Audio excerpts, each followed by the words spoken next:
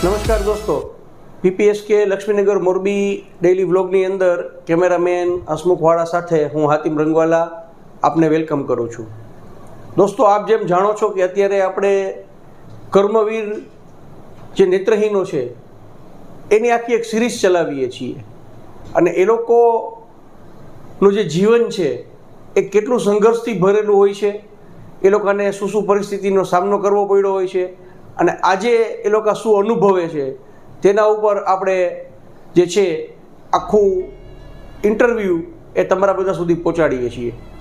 ઇન્ટરવ્યૂની સૌથી મહત્ત્વની અને અગત્યની વાત એ છે કે તમે આખો વિડીયો જ્યારે જોતા હોવ છો ત્યારે તમને ક્યારેય વચ્ચે એમાં એવું નહીં લાગે કે વિડીયોમાં આપણે અંદર કંઈ એડિટિંગ કર્યું હોય કે એને કાપી અને પાછા એના ટુકડા કર્યા હોય.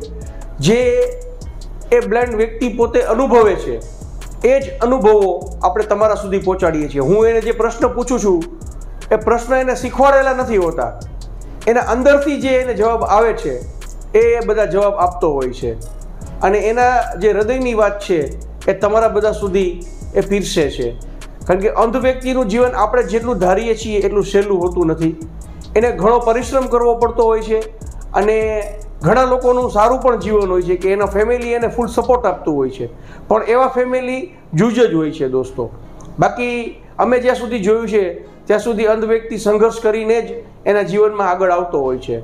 તો આજે આપણે સંસ્થામાં રહેતા એક નેત્રહીન કામદાર ભાઈ સાથે વાત કરવાની છે અને એના બચપનથી લઈ અને આજ દિવસ સુધીનો જે એની આ જીવનની જર્ની છે એ કેવી રહી છે એ તમામ માહિતી આપણે એની પાસે લેવાની છે. પહેલાંનું એનું જીવન શું હતું, આજનું એનું જે જીવન છે શું છે, એ બંને જીવનમાં એ પોતે શું તફાવત અનુભવે છે એના વિશે આપણે એની પાસેથી આજે માહિતી લઈ અને તમારા બધા સુધી પહોંચાડીએ છીએ. આ સિરીઝ ચાલુ કરવાનો હેતુ આપણો એક જ છે કે સમાજને ખ્યાલ આવે કે સંસ્થા જે કામ કરી રહી છે એ ખરેખર અંધ લોકો માટે કેવું છે અને અંધ લોકોને કામની કેટલી જરૂર છે અને આવી સંસ્થાઓ કેટલી ચાલે છે અને કેટલી સંસ્થાઓ નેત્રહીનોના આવા જે જરૂરિયાત કામો છે એ પૂર્ણ કરતી સંસ્થાઓ છે એનાથી તમને બધાને વાકેફ કરવા માટે જ અમે આખી આ સિરીઝ છે એ ચાલુ કરી છે દોસ્તો. તો મારી સાથે આજે એક નેત્રહીન કર્મવીર ભાઈ જોડાઈ ગયા છે, એની સાથે આપણે વાતચીત કરીએ અને એના વિશે આપણે જાણવાની કોશિશ કરીએ. નમસ્કાર. નમસ્કાર. પહેલાં તો તમારું નામ? મારું નામ બારિયા મહેશ છે. મહેશભાઈ બારિયા સાથે આજે જે આપણી આ વાતચીતનો દોર છે એ આગળ વધારવાનો છે. મહેશભાઈ, પહેલો પ્રશ્ન મારો એ છે કે જન્મથી બ્લાઇન્ડ છો કે કોઈ બીમારી, કોઈ તકલીફમાંથી કે મોટી ઉંમરે કંઈ અંધ થયા, કેવી રીતે? નહીં, હું જન્મથી જ બ્લાઇન્ડ છું. જન્મથી જ બ્લાઇન્ડ છો, બરોબર છે. તો મહેશભાઈ છે એ જન્મથી પોતે બ્લાઇન્ડ છે. તો અંધ વ્યક્તિનું જ્યારે બાળપણ હોય છે ત્યારે સ્ટાર્ટિંગ બેઝમાં ખબર પડતી નથી, પણ જો એની આંખો ઊંડી ઉતરેલી હોય તો મા બાપને ખબર પડી જાય છે કે આ તકલીફવાળું બાળક છે દોસ્તો.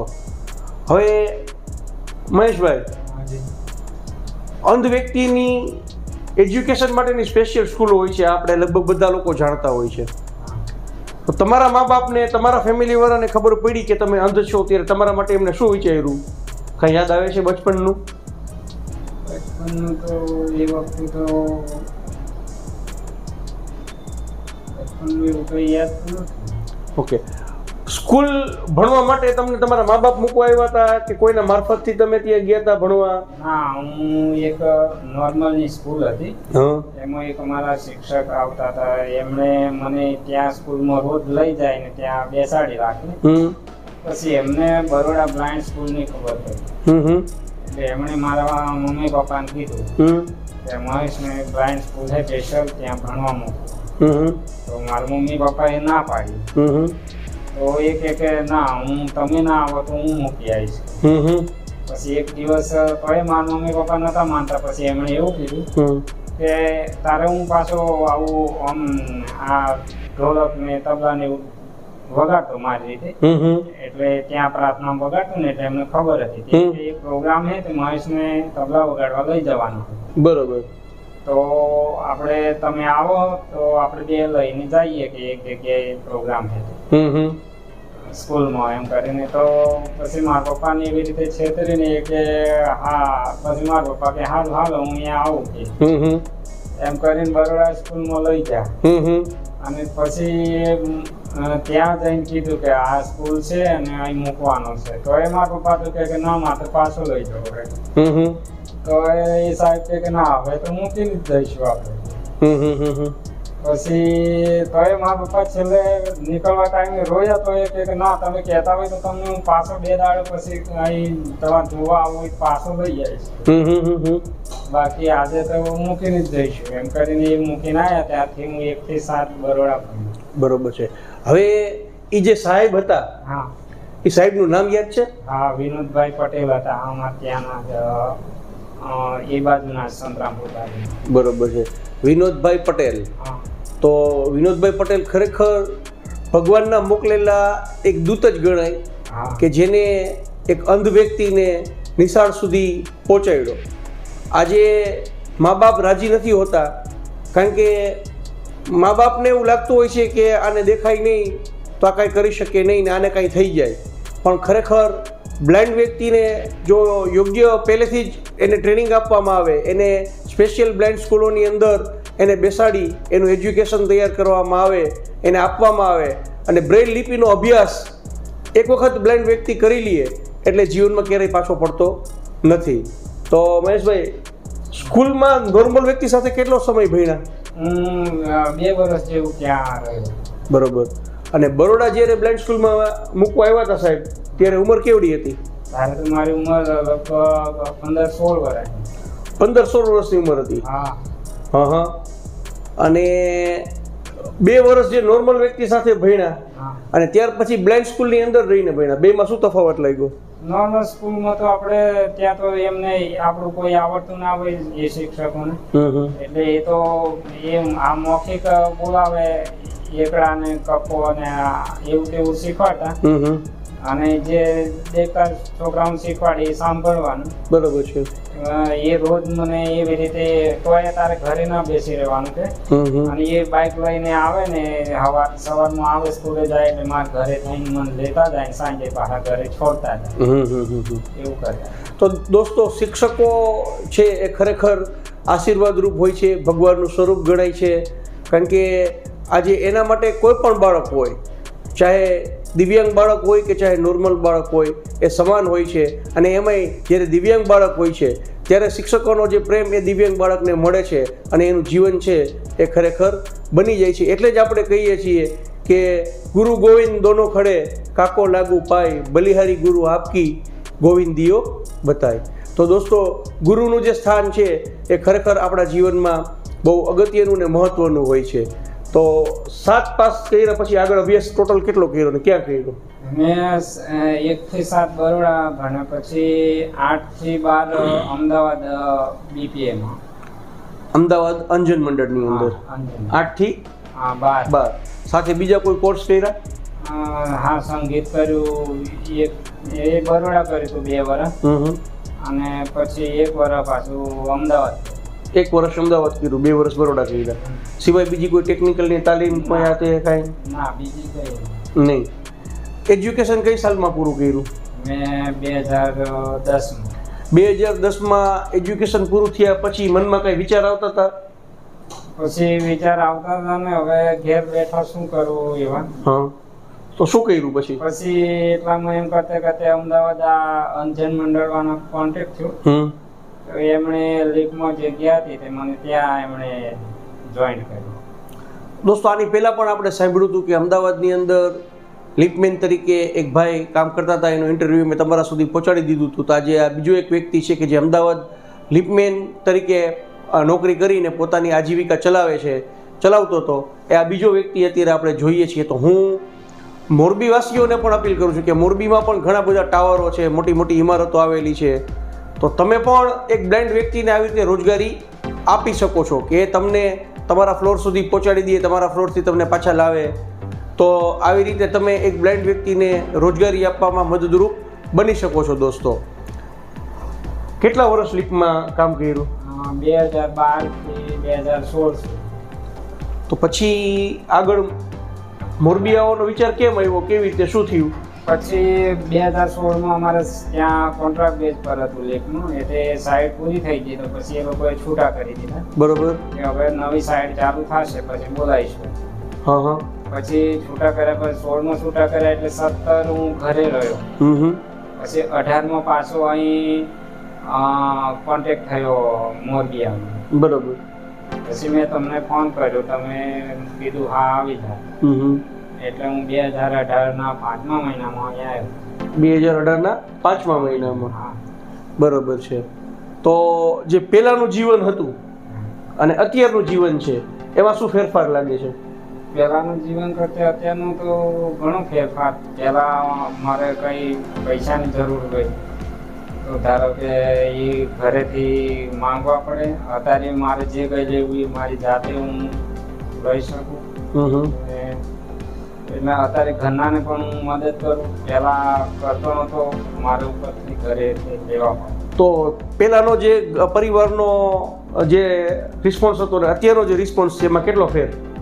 અત્યારનો તો એ તો રિસ્પોન્સમાં તો એવું હોય કે એ રિસ્પોન્સ તો એવો ને એવો જ છે, પણ હવે તો હું સામેથી નહીં. એટલે હું એટલા માટે પૂછું છું કે પેલા પરિવાર પાસે માંગતા હતા ભાઈ, અને હવે પરિવારને આપો છો.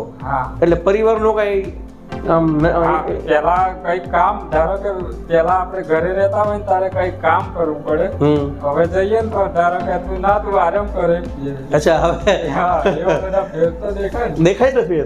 એટલે દોસ્તો તમે સમજી શકો છો કે આજે જે વ્યક્તિ કમાતો નથી એની એટલી કદર નથી, પણ જ્યારે એક વ્યક્તિ કમાતો થઈ જાય છે ત્યારે એના પરિવારમાં પણ એટલી જ એની કદર અને કિંમત થવા લાગે છે. કારણ કે પરિવારને પણ એક આશા છે કે એ વ્યક્તિ આજે કમાય છે તો એની કમાણીમાંથી થોડું કંઈક પણ આપણને આપશે. ને મહેશભાઈ જેમ કીધું કે પરિવારને મદદ પણ અત્યારે હાલ કરે છે, તો એ આપણા માટે આનંદની વાત કહેવાય. કઈ કંપનીમાં નોકરી કરો છો? હું રેકોન બ્લોકમાં. કેટલા વર્ષ થઈ ગયા? મારે 5 વર્ષ પૂરા થઈ ગયા. 5 વર્ષ પૂરા થઈ ગયા. કેટલા રૂપિયા રોજથી લાગ્યા હતા અને અત્યારે કેટલું રોજ છે? હું 280 થી લાગ્યો તો અત્યારે 415 છે. દોસ્તો વિચાર કરો તમે કે 415 રૂપિયા એક અંધ વ્યક્તિ પર ડે ના કમાય છે આજે. તો એના પરિવારને તો એના પ્રત્યે કંઈક ને કંઈક લાગણી ઓટોમેટિકલી બંધાઈ જાય. જેટલી માનસિકતા હતી મનની એ બધી તૂટી ગઈ હોય હવે. અને જ્યારે મહેશભાઈ પહેલાં પૈસા માંગતા હશે ત્યારે કદાચ મોઢું બગાડતા પણ હશે, પણ આજે મહેશભાઈ પૈસા આપે છે એટલે મોઢા ઉપર મુસ્કાન હશે એવી હું આશા રાખું છું.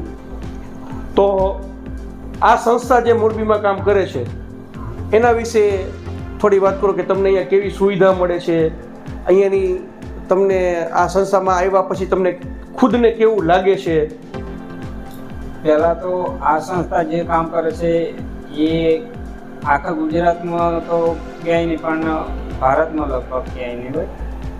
અને જે આ સંસ્થા અમને રોજગારી અર્થે કામ કરે છે એ બહુ જ મહત્ત્વનું છે. અને અમને સંસ્થામાં રહેવા ખાવાથી લઈ કંપનીમાં લગાડી દેવા, કંપની પર લઈ જવા, લાવવા, બધી સેવા નિઃશુલ્ક આપે છે. સંસ્થા કેવી લાગે છે? સંસ્થા અમને બહુ સરસ લાગે છે. સમાજને કઈ અપીલ કરવા માંગશો? સમાજને હું એ અપીલ કરવા માંગુ છું કે સંસ્થા રોજગારી અર્થે કામ કરે છે અને અમારું રોજગારી અર્થે એક ઓર્કેસ્ટ્રા ગ્રુપ ચાલે છે. તે ઓર્કેસ્ટ્રા ગ્રુપ એ અમારા ભાઈઓ જે નેત્રહીન છે તે એના જાતે પગભર આ ઓર્કેસ્ટ્રામાંથી થાય એના માટે ઓર્કેસ્ટ્રા ચલાવવામાં આવે છે.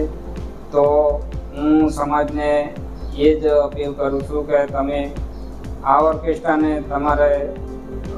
તમારા પ્રસંગોમાં બોલાય અને પ્રોત્સાહિત કરો, એ જ મારી અપીલ છે. તો દોસ્તો આ તો એક બહાનું છે, તમે બધા જાણો જ છો આમ તો કે આપણી સંસ્થા છેલ્લા 11 વર્ષથી નેત્રહીનોના પુનર્વસનનું કામ કરે છે. પણ અમે આ બધા જે અહીંયા કર્મવીરો છે, નેત્રહીન કર્મવીરો, એની સાથે આ વાતચીત શું કામ કરીએ છીએ કે તમને લોકોને પણ ખ્યાલ આવે કે અંધ વ્યક્તિ કેટલી મુસીબતમાંથી પસાર થતું હોય છે અને એને કેવા સમય સંજોગનો સામનો કરવો પડતો હોય છે. પહેલાંનું જીવન કેવું હતું ને આજનું જીવન એનું અહીંયા સંસ્થામાં આવવાથી કેવું છે એ તમને બધાને આભારી છે. તમે જ્યારે આજે ઉદાર હાથે દાન આપો છો ત્યારે અમે એ લોકોને બધી સગવડતાઓ છે એ પૂરી પાડી શકીએ છીએ, આટલા લોકોને અહીંયા સાચવી શકીએ છીએ, એમને ખવડાવવા પીવડાવવાથી લઈ અને એમની જે પ્રાથમિક જરૂરિયાતો છે એ સમાજ દ્વારા પૂરી થાય છે. તો અમારો એક જ ઉપદેશ છે કે સમાજ જે સંસ્થાને ઉદાર હાથે દાન આપીને મદદ કરે છે એ સમાજની જે મદદ છે એ આ નેત્રહીન ભાઈઓ પાછળ ખર્ચાય છે કે નહીં એ અમે આના ઉપરથી એક પુરવાર કરવા માંગીએ છીએ. એટલા માટે જ અમે આખી જે સિરીઝ છે એ ચલાવીએ છીએ અને તમને બધાને વિનંતી કરીએ છીએ કે તમે પણ મોટા ભાગે આ સંસ્થા ઉપર આવો અને સંસ્થાની વિઝિટ કરો, સંસ્થાના કાર્યક્ષેત્રથી, સંસ્થાની પ્રવૃત્તિઓથી તમે પરિચિત થાવ. અને ડિસ્ક્રિપ્શનની અંદર અહીંયા તમને અમારો ડિટેલ મળી જશે, સ્ક્રીન ઉપર પણ તમને અમારી બેંક એકાઉન્ટ ડિટેલ મળી જશે. તમે કાંઈ ને કાંઈ સંસ્થાને મદદ આપવા માંગતા હોય તો તમે તમારું આર્થિક યોગદાન આપી સંસ્થાના હાથ વધુ ને વધુ મજબૂત કરી શકો છો, જેથી કરીને નેત્રહીનો પાછળ આપણે જે બધી વ્યવસ્થાઓ આપીએ છીએ એમાં હજી આપણાથી કંઈ પણ કચાશ રહી જતી હોય તો એ કચાશને આપણે દૂર કરી શકીએ અને સારામાં સારી જે સેવાઓ છે એ આપણે એમને આપી શકીએ. દોસ્તો, તો આજનું આ મહેશભાઈ સાથેનું ઇન્ટરવ્યૂ આપણું એટલું. તમને કેવું લાગ્યું કોમેન્ટ કરી જણાવશો, વિડીયોને લાઇક કરશો, વિડીયોને શેર કરશો અને અમારી ચેનલ PPSK લક્ષ્મીનગર મોરબીમાં નવા હો તો ચેનલ સબસ્ક્રાઈબ કરી અમને સપોર્ટ આપશો. આ વાત સાથે આજનો વ્લોગ અહીંયા પૂરો કરીએ. ધન્યવાદ, નમસ્કાર.